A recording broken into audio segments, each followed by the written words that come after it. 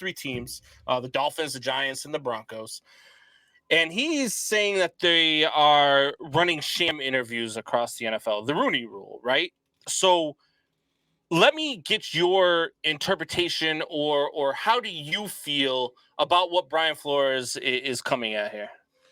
For me, I look at it and I keep coming to this point of the word coaching, right?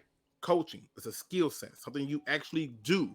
Like when you cook, nobody says, "Oh, you're a cook." That's what you do. You cooking is something that you do.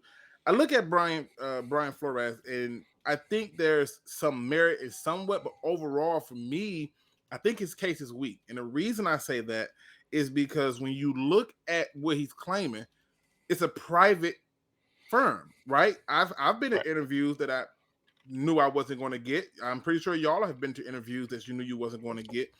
It's not a matter of saying that. Now, is he right that things need to change in terms of the system? Yes.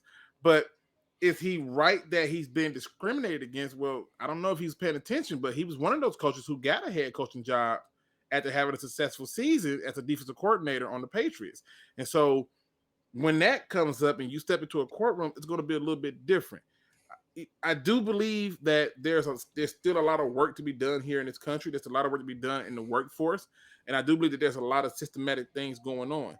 But where I kind of get confused at is this part where he says that he was paid to tank games, or he was requested to take games, and he was going to get 100,000 for it. But I think there was some part where he said, and then after he got fired, it was cited that it was due to his record. Now, see, there comes a conflict. You can't tell me to tank Yeah. for a season, and you're going to pay me to do so, and then I have a bad season, and then you tell me, oh, your record's the problem. The other Yeah. issue is this: if I'm running a business and I ask you to do something, and it's not going to be against the law, it's not going to set you back, and you don't do it, that's technically insubordination. So at that point, since you want to do what you want, you better do what you want and be good at it. Otherwise, you're out of here. And that's the reality of it. There's so many ways to look at it. I just think when you look at Brian Flores as a whole, I think his case is weak. But I do think the goal is to bring more attention to the fact that the system does need to change.